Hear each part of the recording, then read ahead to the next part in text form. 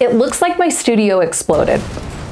Everything has been moved around to accommodate my most recent project, which was a multi-day self-portrait photo shoot. We'll sift through those photos and see what I ended up with in a bit, but even if I don't end up with any decent photos, it was still a good use of my time, my effort, and the mess, because self-portraiture isn't really about the final product. It's about something much bigger, and that's exactly what we're gonna unpack in this video. Before I ever set up my camera for my self-portrait photo shoot, I took a moment to think about what I really wanted to get out of this experience, and that led me to reflect on some of the self-portraits that I'd made in the past and what I'd learned from them. The earliest one I could find was from fall 2007, which was my first semester of college, and this is what I looked like back then, and this is my self-portrait. Can you guess what the assignment was?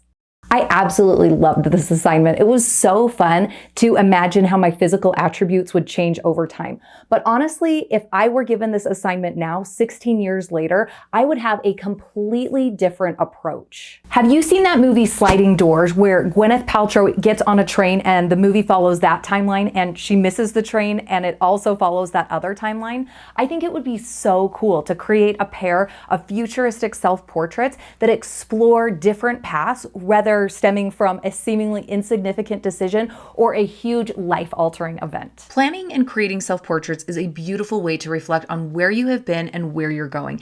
And this is one of the reasons artists make self-portraits. It can be a really revealing and insightful process to consider past, present, and future. Speaking of self-portraits in time, did you know that Van Gogh created over 36 portraits in just a 3-year time span? These self-portraits created by Vincent van Gogh were painted between 1886 and 1889, shortly before his death at 37 in 1890. He often painted himself as a way to practice his skills when he didn't have a model available, but there were probably a ton of other reasons for the sheer quantity of self-portraits. They document what he looked like, what he was going through, and what he was exploring artistically.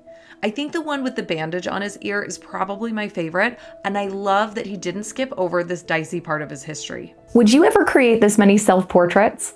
I recently created 100 portraits in 10 days, and I absolutely love this challenge. And I think I might be up for 30 plus self-portraits. Let me know down in the comments if you'd be interested in trying this challenge with me, or if you'd just like to see me do it. So far, 5 self-portraits in a semester is my record, and these etchings were created in 2011, exploring different parts of myself that I didn't like all that much at the time. Just like Van Gogh, I had more of a diary relationship with my self-portraits, and this is another reason why artists make self-portraits, to document and comment on their life. I had a lot of opportunities to create self-portraits in college, and here's one more from that time period, which I created after hours at the art building using a mirror. And I was pretty happy with how this one turned out until I put it in front of the class and my professor pointed out that my arm was too short. Now that's all that I can see. After completing this painting, I didn't come back to self-portraiture for over 5 years. And when I did, I came back to it for very different reasons and ended up creating something unlike anything I'd ever created before. I haven't looked at this drawing in years, but it immediately takes me back to the time when I made it. This was my last year as a high school teacher in the public school system, and up until this point, I had loved being a teacher. But this year, we had a difficult change in leadership and protocols that didn't support teachers or the majority of my students, and I was no longer able to teach effectively or feel safe in my classroom.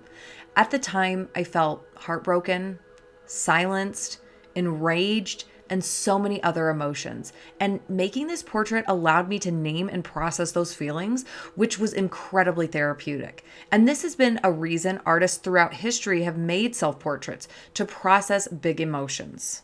This double self-portrait created by Frida illustrates her inner turmoil during her separation from her husband. Even more than the imagery of the exposed hearts, it's the illustration of her holding her own hand and only having herself for companionship that really gets me, and I feel her loneliness. My entire life, I've struggled with managing my anxiety, and I kind of wish that I had explored this more through self-portraiture over the years in a way similar to how Frida Kahlo explored her big emotions and her pain through her paintings. But when I sat down to plan this particular self-portrait photo shoot, I wasn't being called to process big emotions or to make an angsty self-portrait. I had done a lot of work on myself over the last few years, and I'm honestly in the best place emotionally that I've ever been in. And I really wanted to honor this growth and to capture that in my photo shoot. With a loose goal in mind, I sat down in front of the camera and warmed up by experimenting with timers, lighting, and angles. I don't take pictures of myself very often, and it took a while to figure out how everything would work. One thing that I discovered in the first couple sessions was that I preferred shooting videos to taking photos. I would film a few minutes of me slowly moving from pose to pose, then I would upload and capture screenshots. It took me a while to get this all figured out, but as I did, I uncovered another reason why artists make self-portraits. Self-portraiture allows you to work with a free model that can read your mind. It's also a great way to experiment with new tools, workflows, and materials. The images that I took on day one weren't anything special, but I took what I learned from day one and brought it into day two with me. I really wanted to push the vulnerability and make the images a little bit more raw. So I started filming and taking images right out of the shower. And I felt that that was going to be a very vulnerable, raw moment with everything stripped away.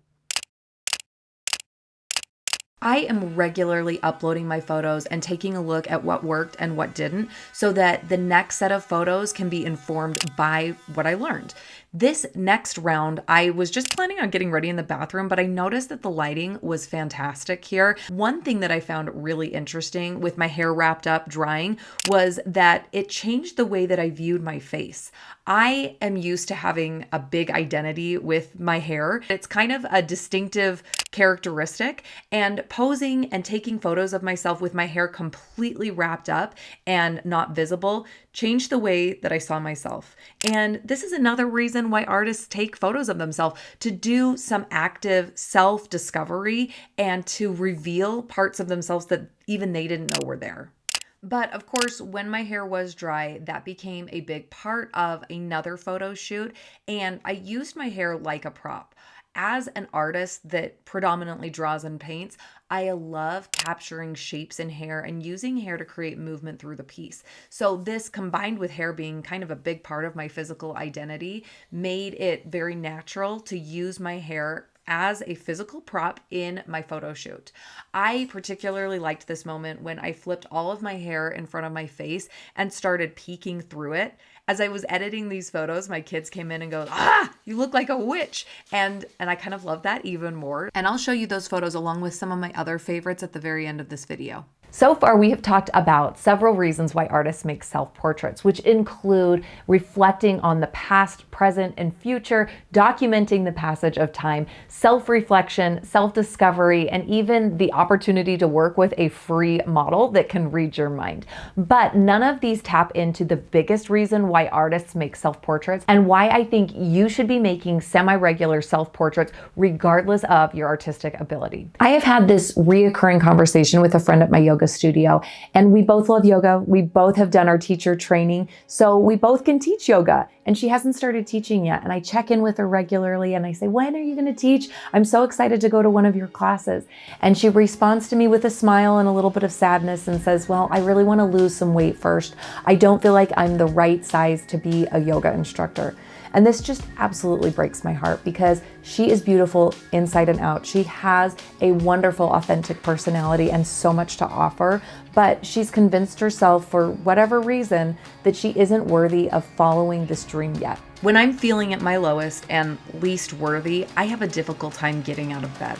I have a difficult time putting one foot in front of the other and showing up for myself and then subsequently for my family.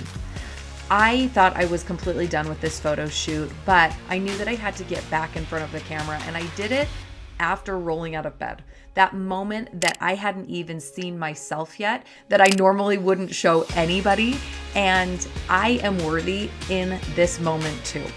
Creating a self-portrait in any media does a few things. It communicates that you and the image of you is worth the time, the effort, and attention. That you have decided that you are worthy.